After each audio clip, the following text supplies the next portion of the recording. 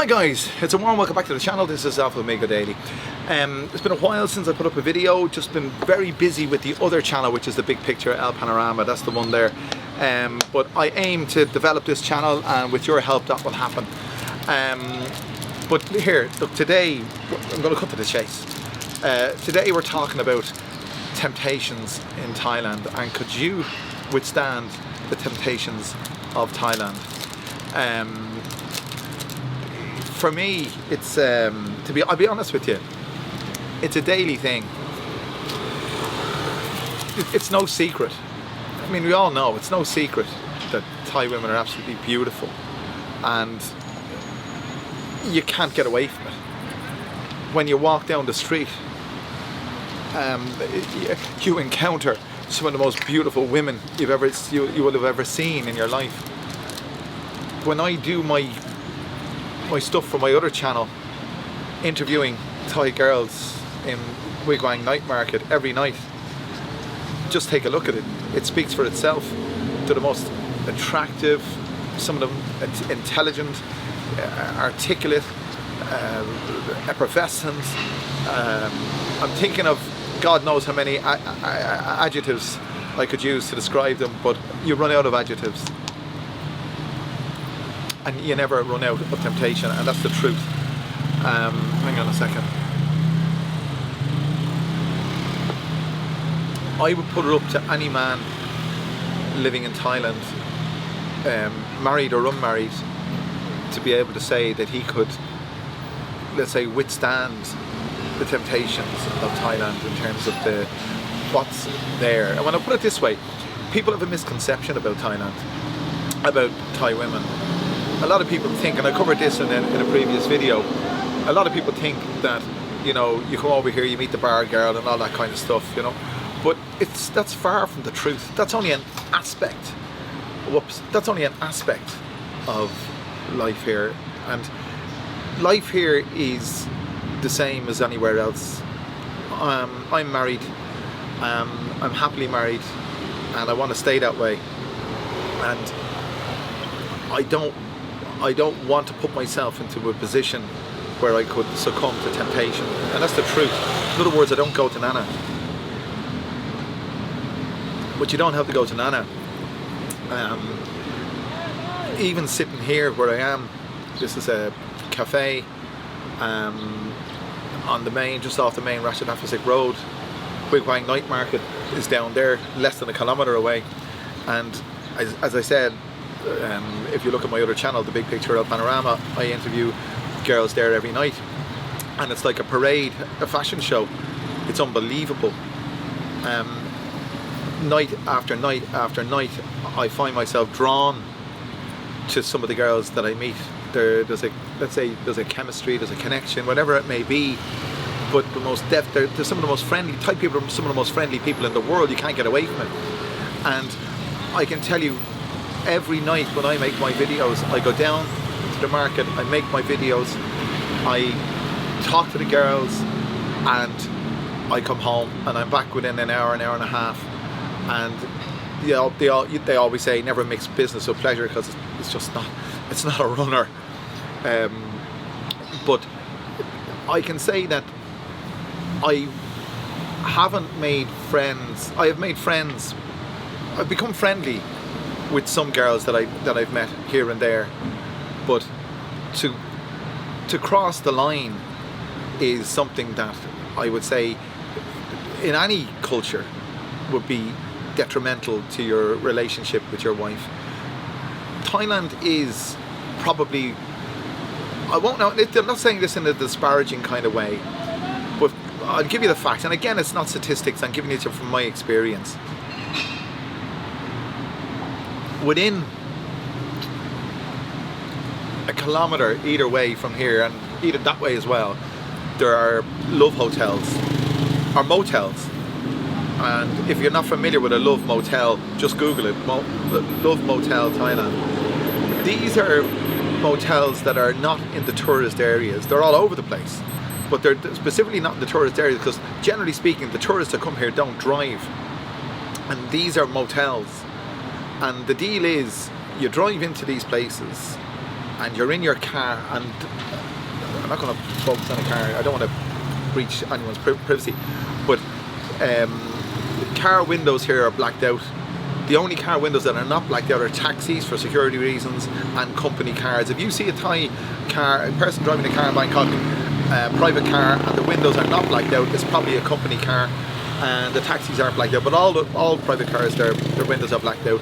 And when you drive into one of these places, the people direct you in with a flashlight like this, and they don't see you, you see, and they usher you into a parking bay in front of an open door, and they pull this accordion kind of aluminium or steel curtain around the back of your car, and then you enter the room with your partner, for the want of a better word, and you close the door, and about 2 minutes later you get a knock on the door, and a tray comes around with water and let's say condoms, and you hand over the money, and that's the deal done. They never see you, and it's totally discreet.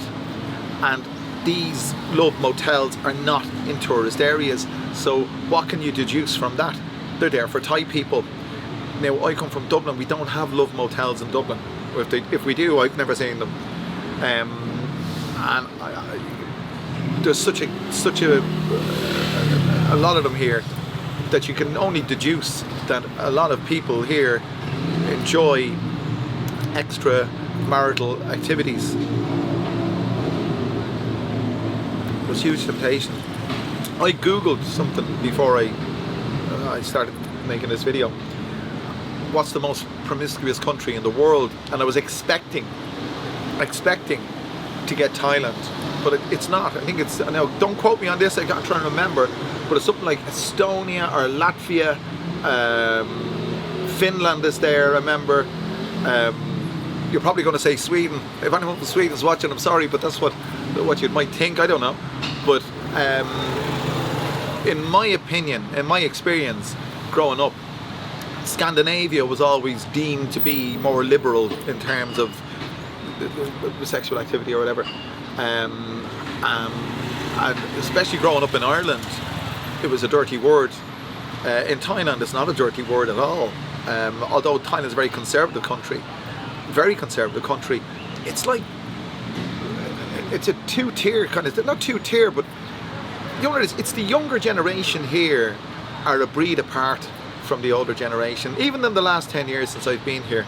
And especially going down to the market and interviewing the girls at night, they speak English, they're independent, they're articulate, they're confident.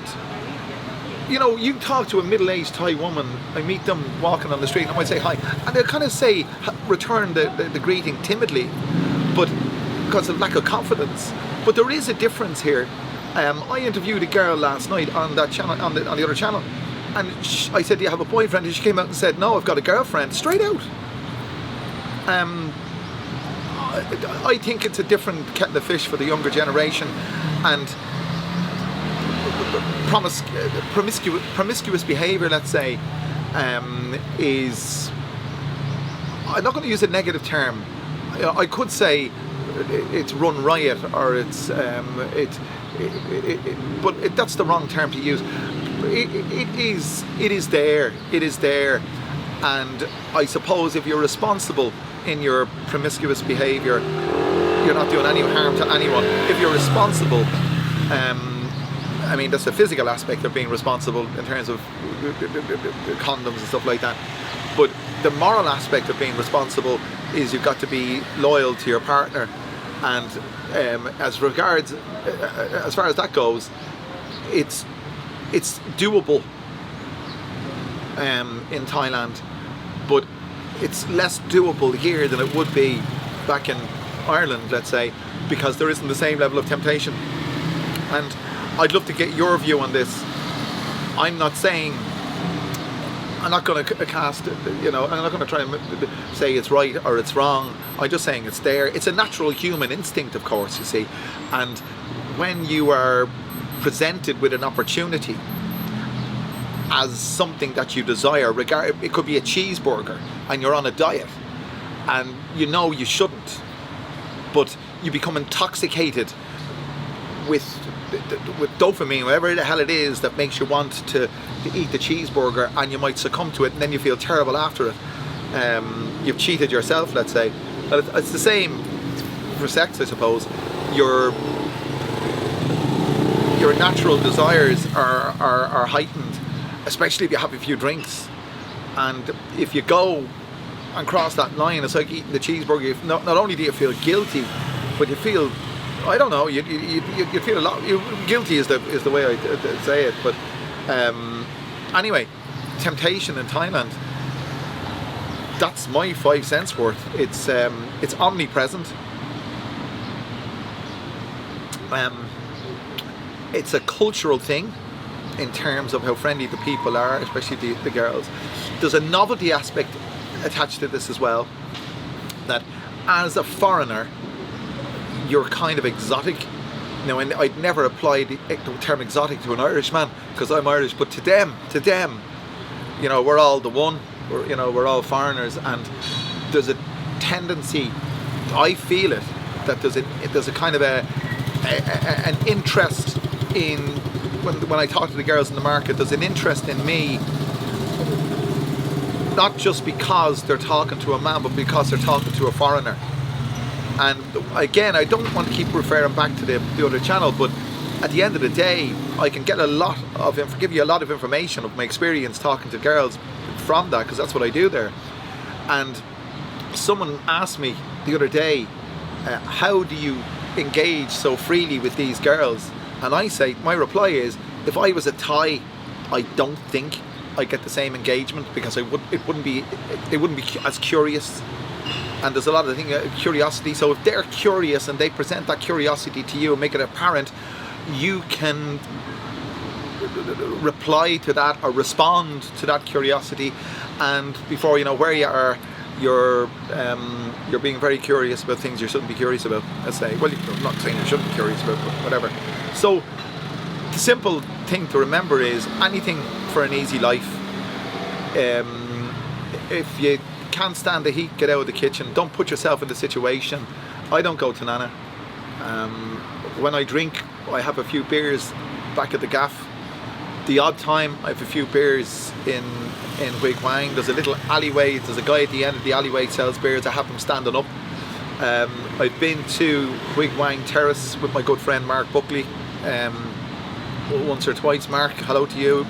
Mark's on holiday here in Thailand at the moment as I speak. But actually that was the first time I ever had a beer in Wig Wang Terrace. By the way, if you want to know where Wig Wang Terrace, it's in the centre, it's in Wig Wang Market, and it's a fantastic spot. Live music, there's a selection of restaurants, and there's a communal seating area and draft beer. Can't beat it. And there's lots of temptation there as well. So there you go, guys. Listen, if you want to see what I'm talking about in terms of temptation, in terms of temptation, have a look at my other channel, The Big Picture El Panorama, and you'll see what I mean. So I hope you get what I mean from this.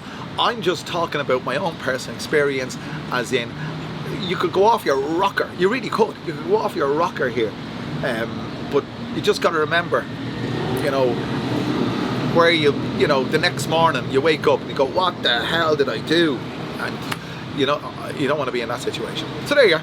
So guys, I hope you enjoyed this video, and if you did, make sure you click that like button, click the share button, click the whatever button, subscribe button, and I'll bring you back another wonderful video very soon.